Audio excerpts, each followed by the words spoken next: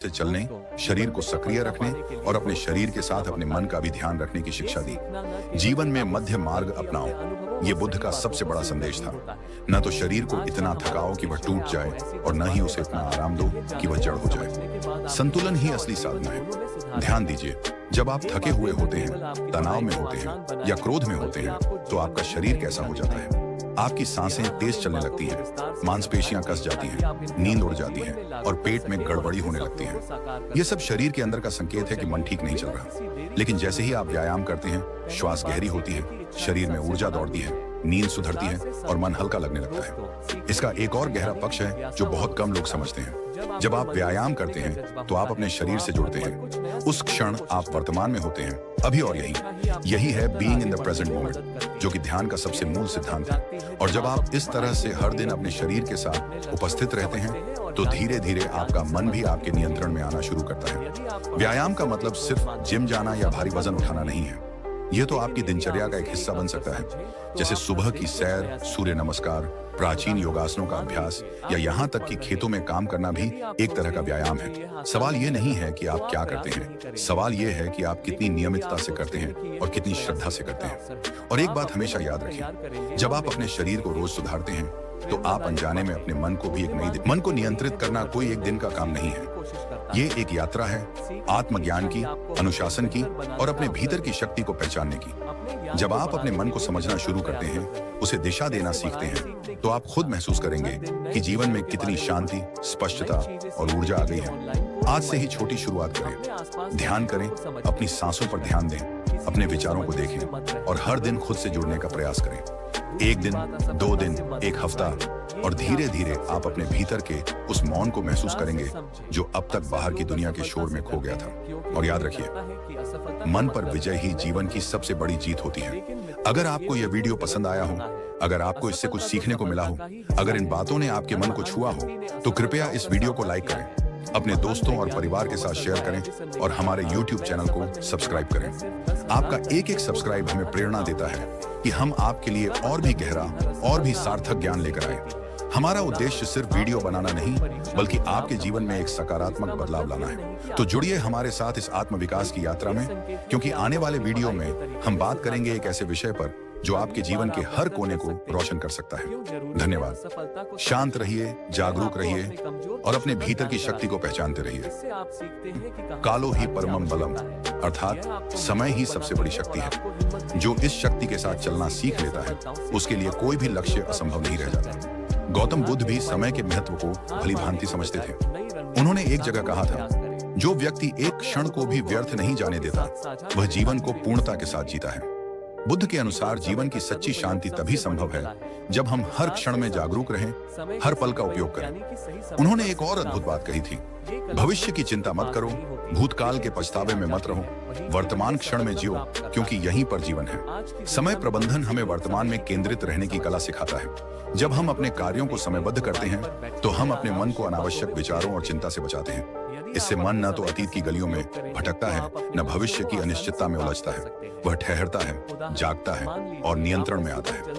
आधुनिक समय में अगर कोई व्यक्ति कहता है मेरे पास समय नहीं है, तो असल में वह कह रहा है मेरे पास प्राथमिकता तय करने की कला नहीं है। क्योंकि सच ये है कि हम सबके पास एक ही दिन के 24 घंटे हैं। अंतर केवल इस बात में है कि कोई उन्हें कैसे उपयोग करता है। कोई उस समय से अपने सपनों का महल बना लेता है, तो कोई उसी समय को टाल मटोल और आलस्य में गंवा देता है। एक और मनोवैज्ञानिक शोध ये बताता है कि जब कोई व्यक्ति अपने कामों को प्रॉपर टाइम फ्रेम में बांट देता है, तो उसकी निर्णय लेने की शक्ति और आत्मनियंत्रण, सेल्फ कंट्रोल में 35% तक की वृद्धि देखी जाती है। यानी समय की सही योजना न केवल काम में सहायता करती है, बल्कि मनोबल और मानसिक स्थिरता को भी बढ़ाती है।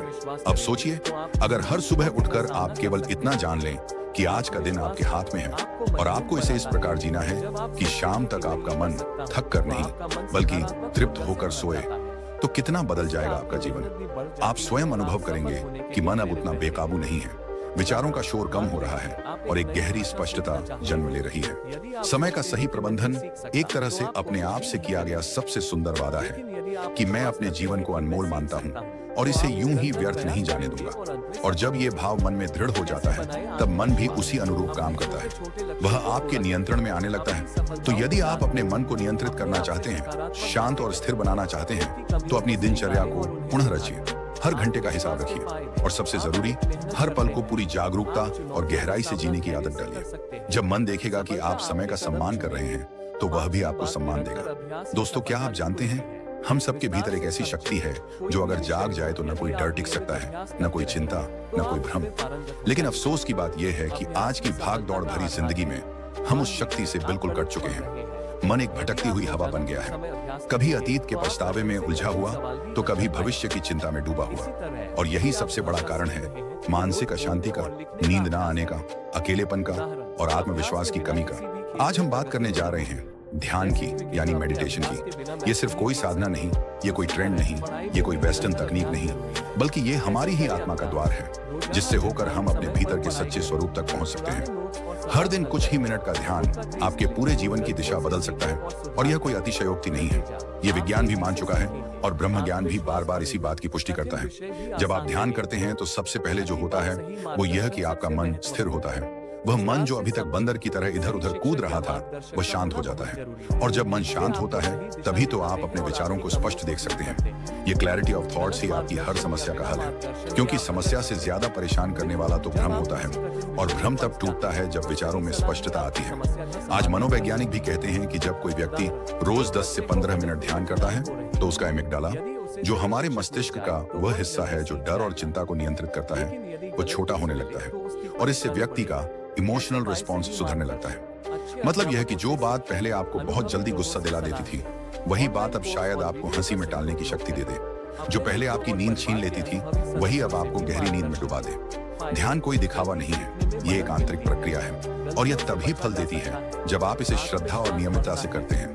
जैसे शरीर के लिए व्यायाम जरूरी है, वैसे ही मन के लिए ध्यान एक आवश्यकता है। ये कोई विकल्प नहीं, बल्कि मानसिक स्वच्छता का मूल आधार है। अब जरा एक पल रुकिए और अपने भीतर झांकिए। बिना किसी आवाज के, बिना किसी शब्द के, बस खुद के साथ कुछ पल बिताने की कोशिश कीजिए। क्या आप जानते हैं कि जब आप गहराई से ध्यान में जाते हैं तो आप न सिर्फ अपने विचारों को समझने लगते हैं, बल्कि आप यह भी महसूस करने लगते हैं कि आप वो विचार नहीं है, आप तो वो देखने वाला है जो हर विचार को आते जाते देख रहा है। गौतम बुद्ध ने ध्यान को जीवन का मूल बताया।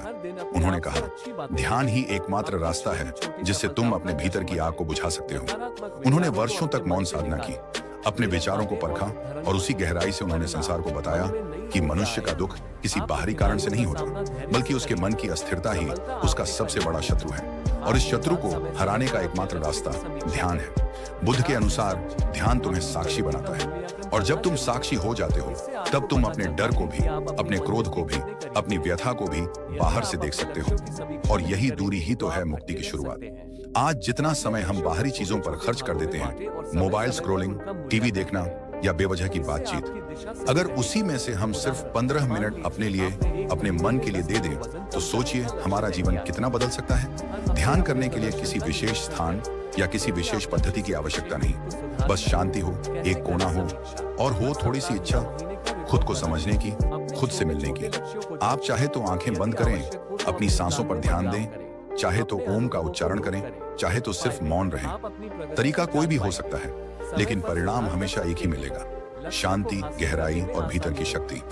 ध्यान हमें सिखाता है कि शांति बाहर नहीं, भीतर है। ध्यान हमें सिखाता है कि समाधान कोई और नहीं देगा, हमें खुद ही खोजना होगा। ध्यान हमें सिखाता है कि जब तक तुम अपने मन पर नियंत्रण नहीं करते, तब तक कोई भी चीज तुम्हें पूरी तरह संतुष्टि नहीं दे सकती, न दौलत, न रिश्ते, न सफलता। और अंत में एक बात जो सबसे जरूरी है, ध्यान कोई एक बार का प्रयोग नहीं है, यह एक निरंतर यात्रा है। जैसे जैसे आप इस यात्रा में आगे बढ़ेंगे, वैसे वैसे आप खुद को उस रूप में जानने लगेंगे जो आप वास्तव में हैं। आप पाएंगे कि आप सिर्फ एक शरीर नहीं, एक नाम नहीं, एक पहचान नहीं, बल्कि आप शुद्ध चेतना है, शुद्ध शक्ति है।